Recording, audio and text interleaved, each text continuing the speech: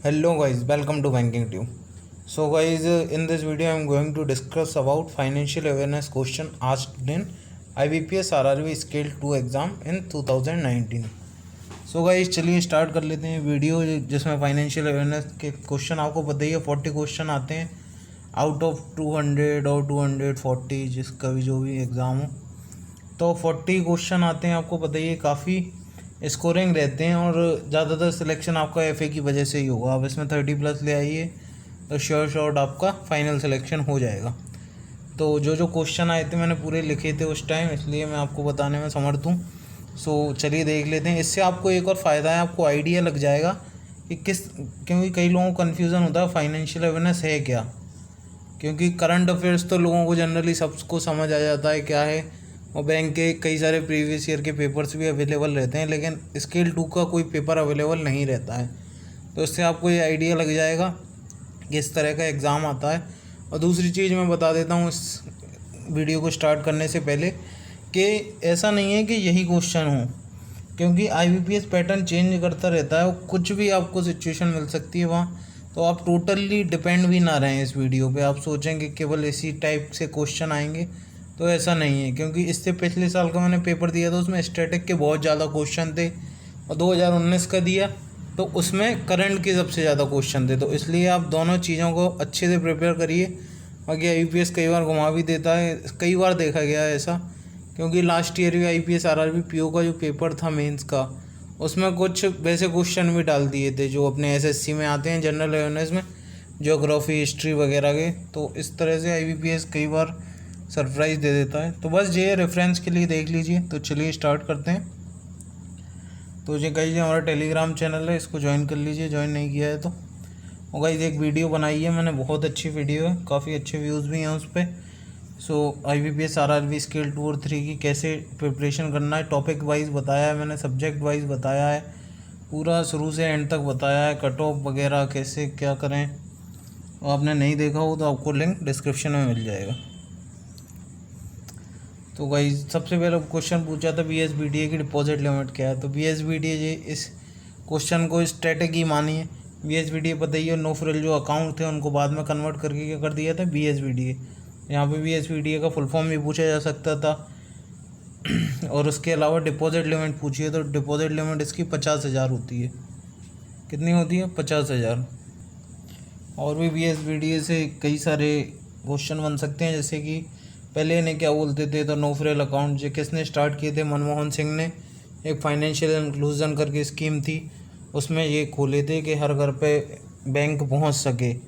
तो basic saving bank deposit account इसका full form है, हाँ यही है, basic saving bank deposit account. और बाकी लिमिट जो आंसर था इसका 50,000। MSME कमेटी ये करंट का क्वेश्चन था कि उस टाइम एक कमेटियाँ चल रही थी, तो ये MSME से रिलेटेड एक कमेटी बनी थी। तो उसके अध्यक्ष किसे बनाया था, प्रेसिडेंट किसे बनाया था? तो UK सिन्हा को बनाया था। MSME पता ही है आपको, micro small medium enterprises. Interest submission scheme चल रही थी, तो इस तरह का क्वेश्चन बना था कि ये स्कीम किससे रिलेटेड है। तो भाई ये MSME से रिलेटेड है। इंटरेस्ट सबमिशन पता ही होगा आप लोगों को, जैसे कि कोई स्कीम है, कुछ भी है, इस पर लोन चल रहा है 9%, तो गवर्नमेंट आती है बीच में, फिर बोलती है कि इस फील्ड का जो लोन है, मान लीजिए कोई का KCC है, किसान क्रेडिट कार्ड सुना होगा आपने, या क्रॉप लोन है, तो उस पर गवर्नमेंट कहती है कि इन जो किसान हैं इनको 2% का सबमिशन दे दो। तो अब उनको जो लोन पड़ता है वो पड़ता है 7% का। तो लेकिन नॉर्मली कितने का है? 9 का है। इंटरेस्ट सबमिशन मिल के 2%, तो अब कितने का पड़ रहा है? 7%। तो ये 2% क्या हुआ? इंटरेस्ट सबमिशन होता है। तो ये स्कीम थी किससे रिलेटेड थी? MSME से।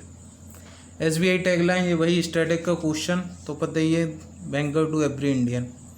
KVB और सेंट्रम, तो KVB करूर व्यास बैंक के, कई बार रहता है ये न्यूज़ में, और सेंट्रम एक कंपनी, इन दोनों ने मिलकर एक अलाइंस किया था। तो इससे रिलेटेड क्वेश्चन था कि KVB ने किसके साथ अलाइंस किया है। तो ऑप्शन में कई सारी कंपनी थी, तो सेंट्रम को सिलेक्ट करना था। ये क्वेश्चन था प्रायोरिटी सेक्टर इनमें से कौन सा नहीं है। तो कई सारे ऑप्शन दे रखे थे, तो उसमें आपको सिलेक्ट करना था। पता ही है प्रायोरिटी सेक्टर 7-8 होते हैं, एग्जैक्ट नंबर याद नहीं है मेरे को। तो प्राइवेटी सेक्टर पता ही है ना आपको, जैसे हर बैंक को रहता है 100% लोन देना है, तो गवर्नमेंट कहती है इसमें 40% आप प्राइवेटी सेक्टर को देंगे। प्राइवेटी सेक्टर में लोन देना ज़रूरी रहता है। बाकी इसकी डिटेल है, बहुत लंबी कहानी है, किसी और वीडियो में समझा दूंगा। ANVC एक वही स्टैटिक का क्वेश्चन हो गया। ये भी ANVC मैंने कहा इस तरह कई बार क्वेश्चन आते हैं, कोई बड़ा सा कुछ भी लिख देंगे, ANVC लिख दिए, इसमें बी क्या है, तो आपको ये बाय लेटर याद होने चाहिए, एडजस्टेड नेट बैंक क्रेडिट, तो ये हो गया इसका फुल फॉर्म। तो इसमें ए पूछा था, ये था एडजस्टेड। लीड डेवलपमेंट बैंक काफ़ी अच्छा क्वेश्चन था जो मुझसे नहीं बना था, मतलब मैं इसे बेस्ट स्टैटिक का क्वेश्चन मानूंगा, क्योंकि ये क्वेश्चन मुझे कहीं नहीं मिला था, एकदम सीधे एग्जाम में ही देखा। लीड डेवलपमेंट बैंक कहाँ पे स्टार्ट हुए थे, किस स्टेट में सबसे पहला लीड डेवलपमेंट बैंक हुआ था स्टार्ट, तो आप इसको आंसर खुद ढूंढिए, क्योंकि वैसे तो मैं बता दूं लेकिन ये अच्छे क्वेश्चन है, आप खुद ढूंढेंगे तो आपको याद भी रहेगा। तो ये PNB से रिलेटेड एक क्वेश्चन था, 100 करोड़ का लोन दिया होगा, अब एग्जैक्ट तो मुझे को याद नहीं है, पर ये करंट से ही था क्वेश्चन जी। हाँ, ये स्कीम से रिलेटेड एक क्वेश्चन था, वाली डिग्री योजना, ये स्कीम किस स्टेट की है, तो वैसे तो आप डिग्री से समझ ही सकते हैं, गुजराती वर्ड है, पर याद होनी चाहिए, इसलिए मैं जितनी भी अपनी वीडियोस रहती हूँ उसमें हर स्टेट की स्कीम उठाता हूँ, चाहे वो फाइनेंस की हो या ना हो, क्योंकि ये वाली डिग्री योजना कहीं से फाइनेंस की नहीं थी, पर ठीक है स्कीम है तो एक तरह से कहीं ना कहीं फाइनेंस से रिलेट करती है। तो आपको जितनी भी स्टेट वाइज स्कीम याद रहनी चाहिए। श्री श्री तात्वा, आपने नाम सुना ही होगा, श्री श्री रविशंकर का, उनका एक फाउंडेशन चलता है, आर्ट ऑफ लिविंग ही है, हाँ, तो उसके अंदर जैसे रामदेव बाबा हैं उनका चलता है, लेकिन जो उनके खाने की जो सामान है, जो स्टोर वगैरह हैं, उस स्टोर का नाम उन्होंने रखा है पतंजलि। तो ऐसे ही जो श्री श्री रविशंकर है, आर्ट ऑफ लिविंग फाउंडेशन है, उन्होंने अपने जितने भी इनके जो फूड वगैरह आइटम मिलते हैं उसका स्टोर का नाम है श्री श्री तात्वा। ये फेमस नहीं है इतने, पर ठीक है, वक्त तो वहीं बाबा के। तो श्री श्री तात्वा ने अलाइंस किया था उस टाइम SBI के साथ, तो इसलिए न्यूज़ में था, तो वैसे ही करंट के क्वेश्चन में गिन लीजिए इसे। वर्ल्ड बैंक ने लोन दिया था, लोन के क्वेश्चन में हमेशा ही इंपॉर्टेंट मानता हूँ, कभी मत छोड़िए। जो इंटरनेशनल बैंक लोन देती हैं, world bank, ADB, AIIB, NDB, तो वो लोन्स हर तरह से इम्पोर्टेंट रहते हैं। तो केरल रेजिलियंट प्रोग्राम के लिए दिया था $250 मिलियन। ये स्टैटिक का क्वेश्चन थे। अभी के चेयरमैन कौन है? अजय त्यागी थे, अभी भी यही हैं। Stock exchange bank of India limited. NABARD कब सेटअप हुई थी? स्टैटिक का क्वेश्चन 12 जुलाई 1982 को हुई थी। कुछ भी पूछ सकते हैं, चेयरमैन कौन है नाबार्ड के, नाबार्ड का हेडक्वार्टर कहाँ है, या फिर नाबार्ड, बस यही पूछेंगे। वैसे तो बस आप याद रखिए, स्टैटिक जो भी गवर्नमेंट ऑर्गेनाइजेशन है, फाइनेंशियल ऑर्गेनाइजेशन है, नाबार्ड हुई, सेबी हुई, मुद्रा हुई, सिडबी हुई, इनके हेडक्वार्टर पूछते हैं, मुंह पर रटे होने चाहिए। नाबार्ड का मुंबई, सिडबी का लखनऊ, मुद्रा का दिल्ली, RBI मुंबई, और जो भी हैं एग्जिम बैंक का मुंबई, इनके फुल फॉर्म भी रटे हों। हर तरह से आपको ये चाहिए क्या, पहले इनको रट लीजिए। इसलिए मैं हमेशा कहता हूँ पहले बेसिक कॉन्सेप्ट क्लियर करिए, फाइनेंस का ये बेसिक है। करंट रेपो जो काफ़ी अच्छा क्वेश्चन था, इन्होंने घुमा के दिया था। वैसे हमेशा बैंक में क्या पूछते हैं कि इस बार की रेपो रेट क्या है, इस बार की रिवर्स रेपो रेट क्या है, लेकिन इस बार इन्होंने क्या पूछा, क्या उस टाइम के लगातार रेपो रिवर्स रेपो गिर रहे थे, मतलब पहला मतलब हर 2 मंथ में चेंज होती है, पता ही होगा। MPC कमेटी होती है, मॉनेटरी पॉलिसी कमेटी, 6 मेंबर होते हैं, इसमें एक अध्यक्ष होता है जो RBI का चेयरमैन होता है।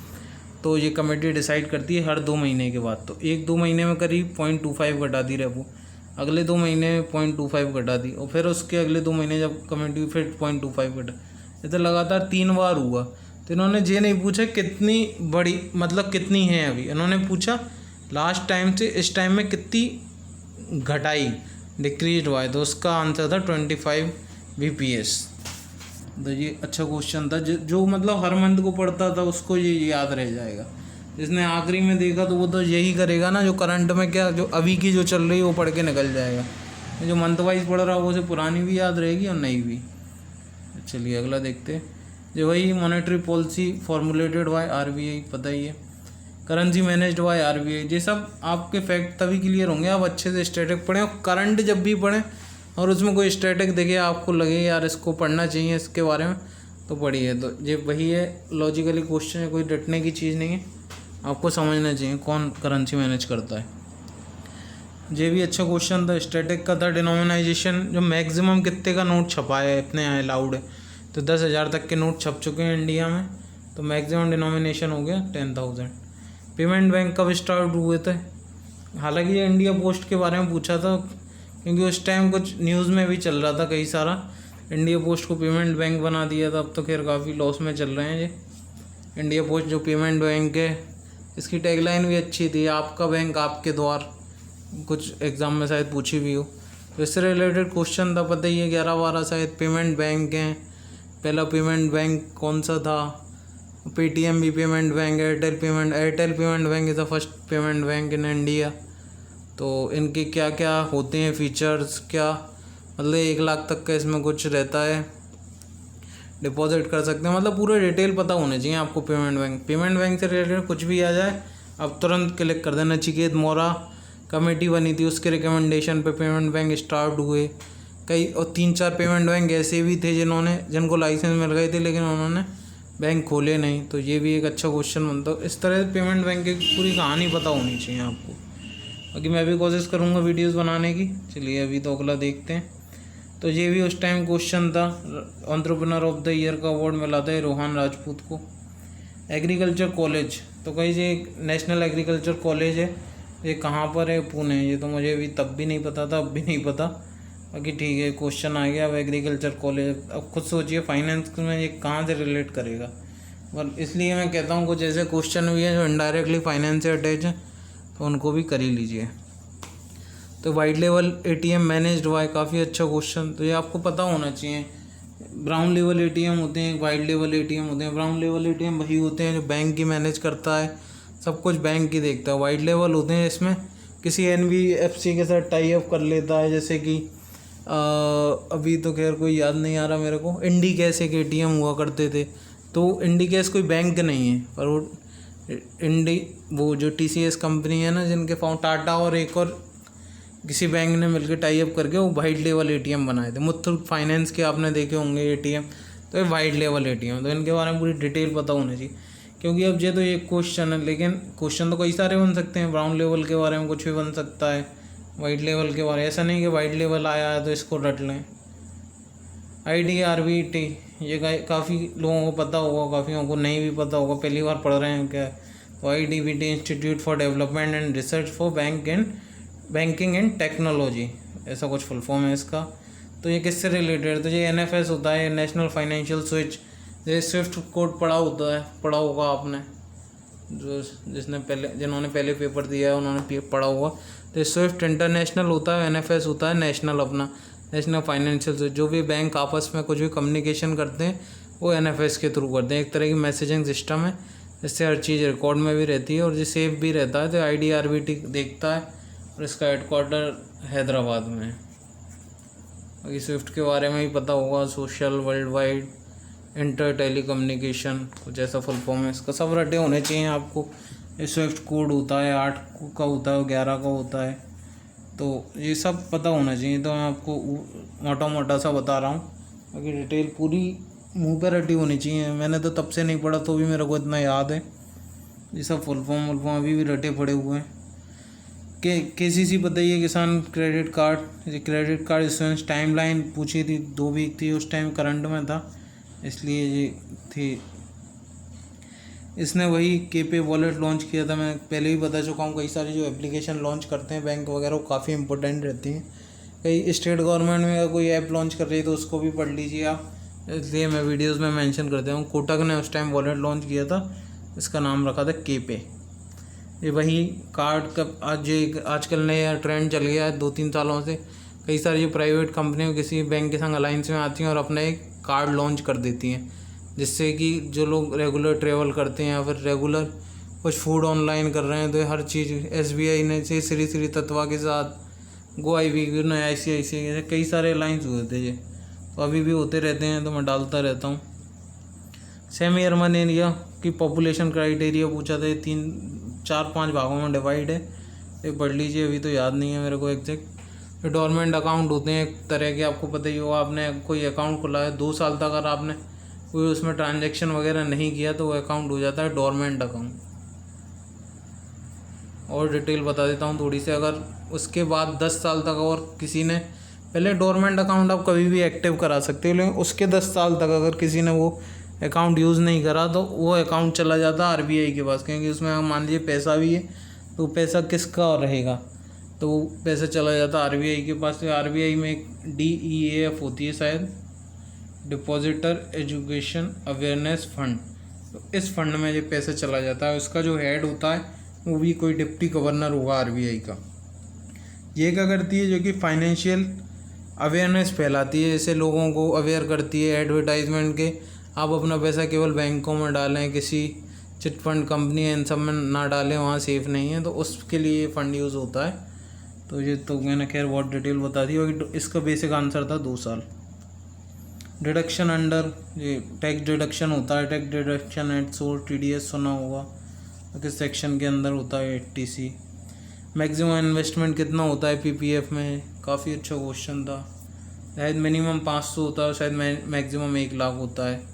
बाकी ये चीज़ें रट लें। पब्लिक प्रोविडेंट फंड कौन इसको मैनेज करता है, PF RDA संस्था है। Public provident fund regulation authority of India, PF RDA, ये इसकी रेगुलेट करती है। इसका अध्यक्ष कौन है, हेडक्वार्टर क्या है, हर तरह से स्टैटिक रटा होना चाहिए।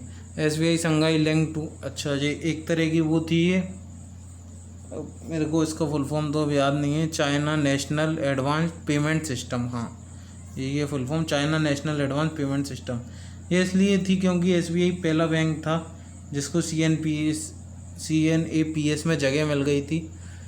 पेमेंट सिस्टम है एक तरह का, तो SBI को मिल गया था। SBI जो कि संघाई में ब्रांच है, तो इसलिए तब करंट में था, इसलिए पूछ लिया था ये क्या है एडवांस। तो लेकिन फुल फॉर्म मेरे को अभी भी याद है। इस तरह से आप भी पढ़ाई करिए फाइनेंस के लिए। China national advance payment system, हाँ यही है। MCLR पता ही है आप लोगों को, काफ़ी स्टैटिक है, मतलब बेसिक आप बैंक की पढ़ाई चालू करेंगे तो MCLR तो आपको स्टार्टिंग में ही मिल जाएगा। मार्जिनल कॉस्ट लेंडिंग रेट, हाँ marginal cost lending rate. Health credit card launch किया था, किस बैंक ने किया था, RBL ने किया था। कहाँ पर हेडक्वार्टर है आप लिख के बताइए। मतलब इस तरह RBL आया था, वो पता होना चाहिए चेयरमैन कौन है, कुछ भी पूछ लेते। SBI का पुराना नाम क्या था, तो जी आपको हिस्ट्री पढ़नी पड़ेगी। 3 बैंक थे पहले, बैंक ऑफ बंगाल, फिर उसके बाद इंपीरियल बैंक ऑफ इंडिया बना, उसके बैंक ऑफ हिंदुस्तान भी बना, नेशनलाइजेशन हुए। पहले RBI का नेशनलाइज किया 1935 में शायद RBI को किया था। 1949 में RBI का नेशनलाइजेशन हुआ, उसके बाद CRR ऐड किया। तो कई सारी चीज़ें हैं, मैं ऐसे एकदम तो बता नहीं पाऊँगा, और बिल्कुल अगर वीडियो बनाऊँगा तो मैं पूरा प्रिपेयर करके एक एक चीज़ ऐड करके बता दूँगा, क्योंकि मेरे को ये तो पता है कितना पढ़ना है। बाकी चलिए कोशिश करेंगे। Note the function of RBI, ये काफ़ी अच्छा क्वेश्चन था। ऐसे क्वेश्चन वो ही लोग जवाब दे पाते हैं जो कि फैक्ट रट के नहीं आए हैं, उन्होंने डिटेल में पढ़ाई की है। क्योंकि नोट जहाँ जाता है वहाँ मतलब 4-5 ऑप्शन डिटेल में है, उनमें से एक करना है, क्योंकि नहीं ढूंढना काफ़ी मुश्किल होता है। फ्रीडम कार्ड लॉन्च हुआ था उस टाइम, ये भी करंट का क्वेश्चन, कास कंपनी ने किया था। Which bank tied up with CSC पता ही, common service centre village level enterprises, तो इन्होंने किस बैंक के साथ किया था, HDFC का फुल फॉर्म, हेडक्वार्टर कहाँ पर है, चेयरमैन कौन है, तो ये सब रटा होना चाहिए। इलेक्ट्रल बॉन्ड चलते थे, इनके बारे में भी डिटेल में पता होने क्या होते हैं इलेक्ट्रल बॉन्ड। तो बाकी क्वेश्चन तो यही पूछा था किसने, तो SBI ही बेचती है वैसे हर बार। तो ये इलेक्शन में जो रहते हैं, मोदी सरकार ने लॉन्च किया था, इलेक्शन में आप पैसा लगाना चाहते हैं तो इलेक्ट्रॉन बॉन्ड के थ्रू लगा सकते हैं। तो काफ़ी डिटेल है, बड़ा है, पूरा अच्छे से पढ़िए। लेटेस्ट कंट्री जो IMF की मेंबर बनी, तो शायद ये साउथ सुडान नहीं थी, एक मैं नाम भूल गया, मुझे आंसर सही नहीं है इसका, वही क्वेश्चन ये सही है, आंसर इसका कुछ और, शायद ये भी हो सकता है आंसर, अब तो याद नहीं है और ये क्वेश्चन आएगा नहीं अब, पर मैं बता रहा हूँ तब करंट में जुड़ी थी तो आ गया। IMF पता होने चाहिए क्या फुल फॉर्म है, इंटरनेशनल मॉनेटरी फंड, हेड कौन है, हेडक्वार्टर कहाँ पर है, तो हर डिटेल आपको पता होना चाहिए। बाकी अगर आपको चाहिए स्टैटिक की वीडियो बैंक के, तो आप नीचे प्लीज़ कमेंट में लिख दीजिए, मैं बिल्कुल कोशिश करूँगा बनाने की। और बाकी मैंने बता ही दी सारे क्वेश्चन किस तरह से पूछते हैं। बाकी नीचे प्लीज़ कमेंट में बता दीजिए आपको और किस किस तरह की वीडियोस वगैरह चाहिए। स्टैटिक चाहिए तो स्टैटिक बता दीजिए, मैं बिल्कुल पूरी कोशिश करूँगा। चलिए गाइस, लाइक कर दीजिए इस वीडियो को, शेयर कर दीजिए हमारे चैनल को सब्सक्राइब कर दीजिए। Thank you.